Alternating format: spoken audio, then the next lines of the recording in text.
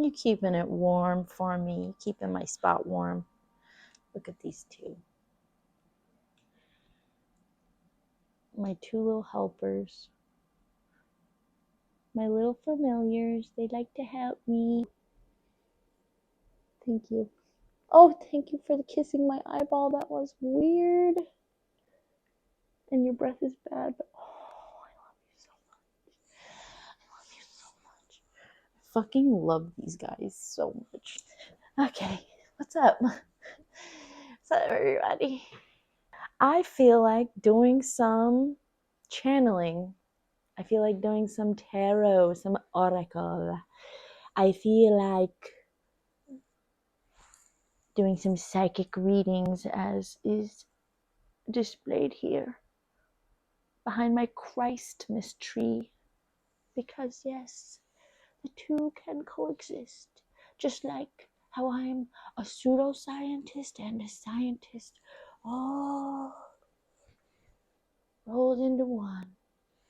And that's also why I want to preface this reading by saying, even if you don't believe in tarot, you don't believe in, energy and like magical rocks and all that shit, the way I do it is just using this medium of art and archetypes and symbolism to jump off to talk about things that apply to a lot of us and just see what comes through, what flows from my intuition. And you can think of it as like witchcraft. Hold on, Fennec, you can't lay on the wire. Okay, there you go, bud.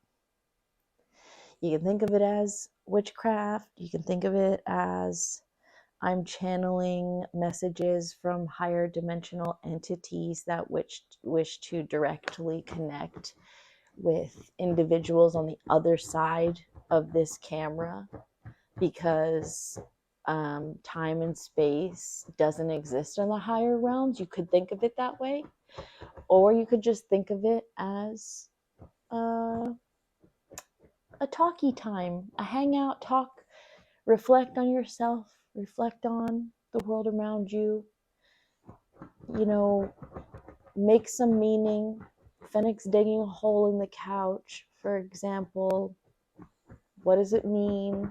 I don't know what it means, but we can think about how that could apply and how it could help us to find more of our authentic selves in this mess of chaos soup in which we are all existing together. So, whether or not you're into tarot, let's just hang out. And I'm going to pull some cards and we'll see what comes popping out of my mouth. And could you please stop digging a hole in the couch? And thank you. Super appreciate you. You're the best. All right. So I guess we'll just say, like, what messages collectively need to come through right here, right now, in this very moment that you are watching this. What do you need to think about, hear, be validated on, or encouraged in right now, in this moment? Because time is an illusion. So whenever you see this, what is trying to flow through my crown chakra and third eye and down and out my throat to you in my heart, to you. Oh, and I also have a magical wand made of crystals. Pew! Do you feel that? Pew! Totally scientific. This is totally scientific. I'm telling you, you don't have to be an astrology girly to hang out here today and get something out of this.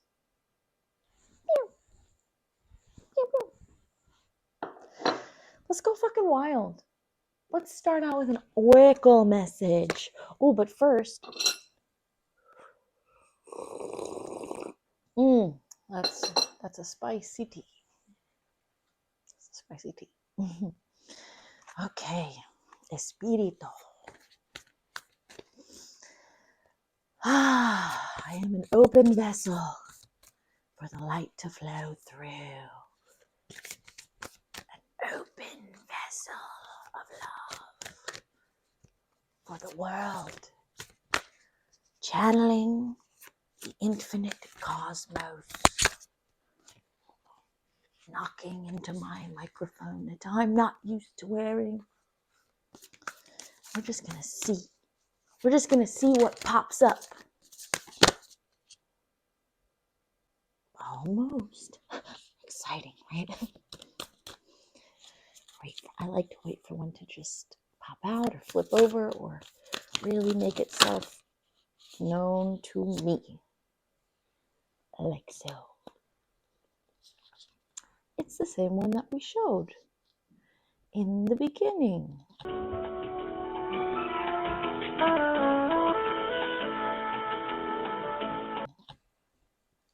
Interesante. I'm sorry.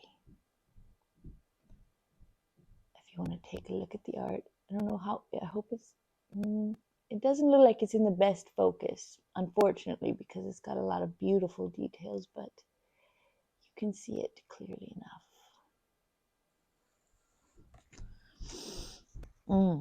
And then at the bottom of the deck,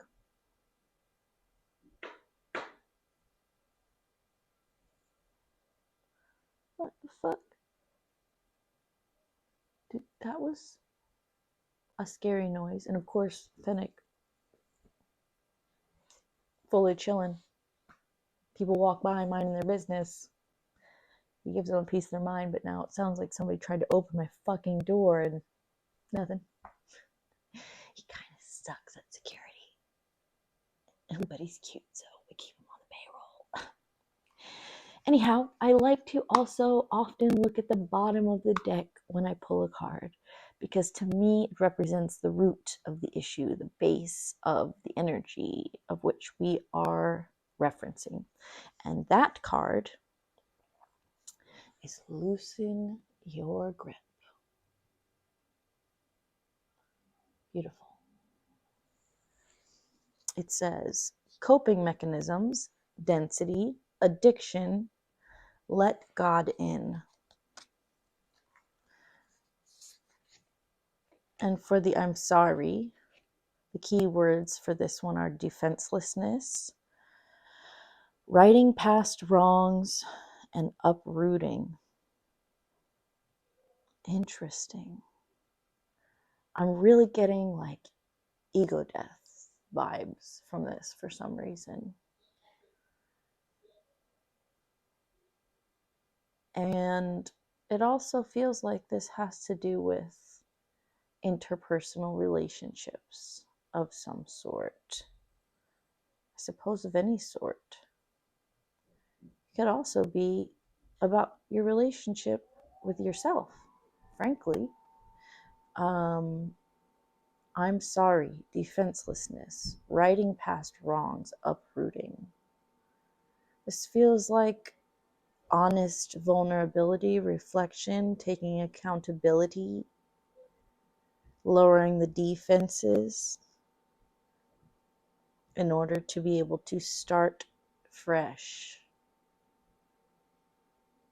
and adjust your course to be more aligned with what is for your highest good and what is most authentic. And this is relating to coping mechanisms, density, addiction. Could we be talking about acknowledging the ways in which we have found ourselves coping with the really heavy energy that so many of us have been experiencing. And perhaps there's some guilt and shame caught up in the ways that we have found to survive and found to be able to get through each day. Especially if, this is talking about coping mechanisms and addiction. So this could also be a specific message for someone about acknowledging where your coping mechanisms have been self-destructive and just sending yourself love. Because if you are at a point where you are using substances, for example, just to be able to get through the day, like, you must really be hurting. Things must really be hard. And you don't need to beat yourself up. That's the last thing you need. When you're already beaten down, you don't need to kick yourself while you're down. Give yourself grace for whatever you've had to do to survive to this point. And apologize. Tell yourself, I'm sorry for the ways that I have had to survive and how they have hurt you. You didn't deserve that. And I'm going to do my best to give you the love that you deserve. And yes, you're talking to yourself. This can be, of course, like I said, interpersonal relationships, for sure. But this feels internal to me. Like an apology to yourself, taking accountability without, and releasing unnecessary guilt and shame surrounding how you're getting by or have gotten by. And in doing so, then you can start to loosen your grip and go into the flow instead of in a place of resistance, which is exhausting and keeps you stuck. Let God in. Whether or not you are religious, I feel that this is a message I've also been getting lately, and that is, don't let the logical part of yourself block you from being able to see the magic that's always happening all around you. Literally, you can take a walk outside and see so many miracles. You can look into the eyes of your pets or your children or your loved ones and just think, wow, the infinitesimally small possibility that I would be able to be here right now in this moment witnessing this snow falling down and shimmering on the ground, or looking into the eyes of your dog and just realizing, like, what are the odds that we would have ended up together? What a fucking gift that is. That is magic. That is God. It's finding moments of love in the density of all of the darkness, especially if you're going through an ego death. It's heavy, it's dark, but it requires self-forgiveness, it requires grace, and it really, really takes a lot of the sting away when you can let yourself see God in everything, see the miracle in just existing, and acknowledge the ripple effect that you have on the world. And when you are able to focus on those moments, those glimmers, the ripples you're sending out start to be brighter and brighter and more positive. And that's why I always talk about how self-healing is healing to others, because we're all connected. But Everything is built upon the relationship with oneself. So acknowledge where you haven't treated yourself in the best ways. And then forgive yourself for that, because you've had to do what you've had to do to survive. And what you need now is love. Find any way you can give yourself love. Maybe you don't have a lot of time, energy, resources, health. There could be a million different situations. But you can find any small or grand way to show yourself love and show yourself forgiveness. And perhaps it would help to personify yourself as if you are someone else. For those of us that were raised in abusive homes as children, it can be so hard to give yourself grace and let the shame go and be kind and loving to yourself, but super, super natural for you to do that for others. And it unfortunately tends to end you in like toxic codependent relationships, because you're so willing to give grace and love and care and extend yourself out from your whole heart to care for another person, but not for yourself. If you need to personify yourself as an external person in order to start to shift that narrative, do it. It's helped me a lot. When I start to imagine if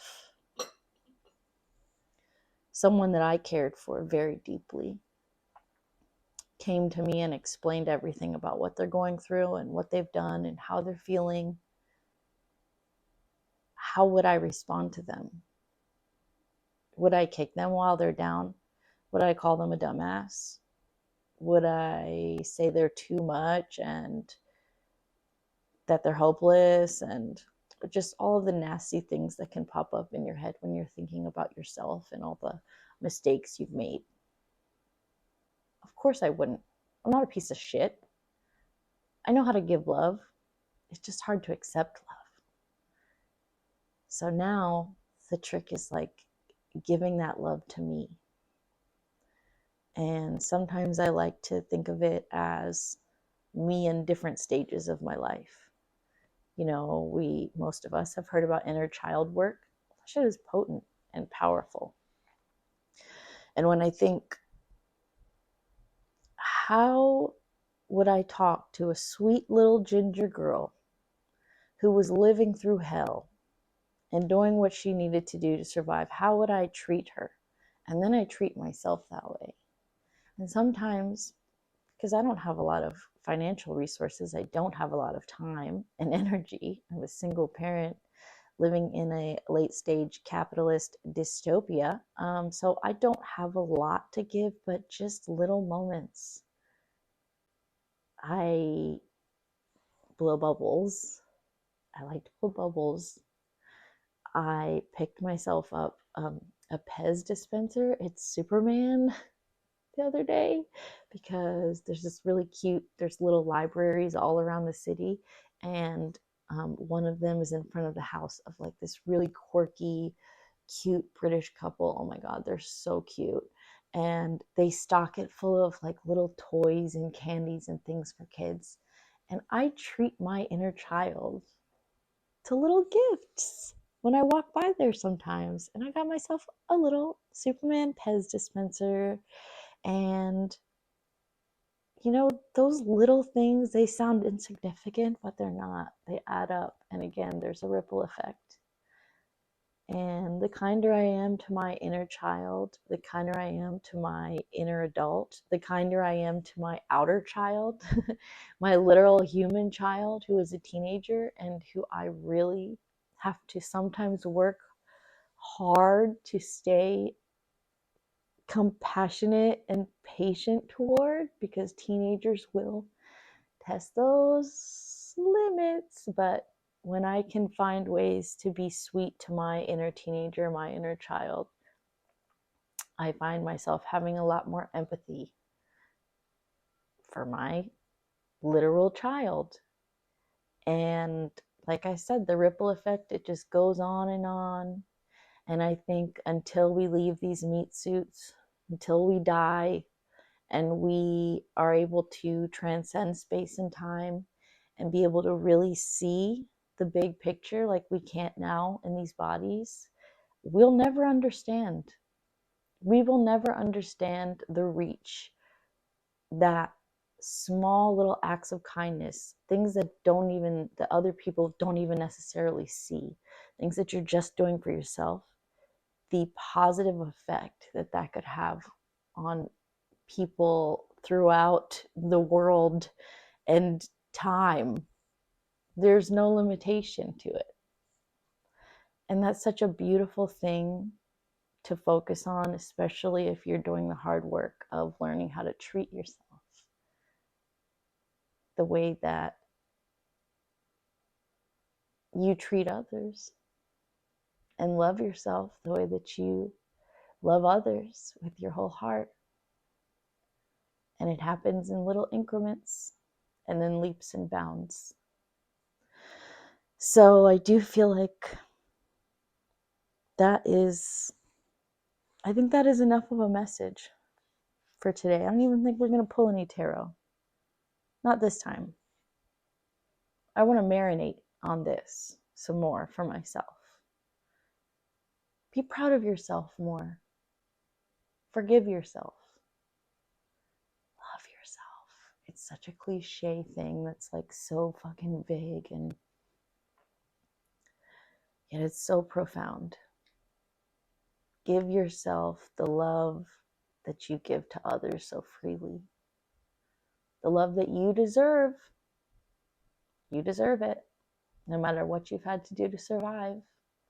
You deserve love. And you deserve forgiveness. And you deserve grace. And you deserve to have magic in your life. And to let God in whatever way that is for you. Even if you're an atheist. Let the essence of God in. The awe of existence. Let it in. Let it penetrate you so deep. You'll like it. Oh, trust me, you'll like it. On that note, I'm going to end I don't want to call it a reading. I'm going to end our little chat. And I hope that this has brought you just even the littlest bit of encouragement in a time when so many of us are really struggling. And we're going to get through it. We got this. We deserve peace. We deserve ease. We deserve abundance. And we deserve love. And let's give ourselves those things in any ways that we can. And watch how it ripples out so beautifully into the lives of others around us and into the world. And I love you.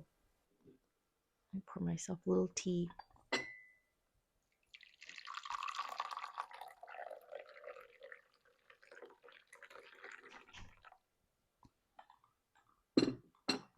Little ASMR. A little tea pouring ASMR for you.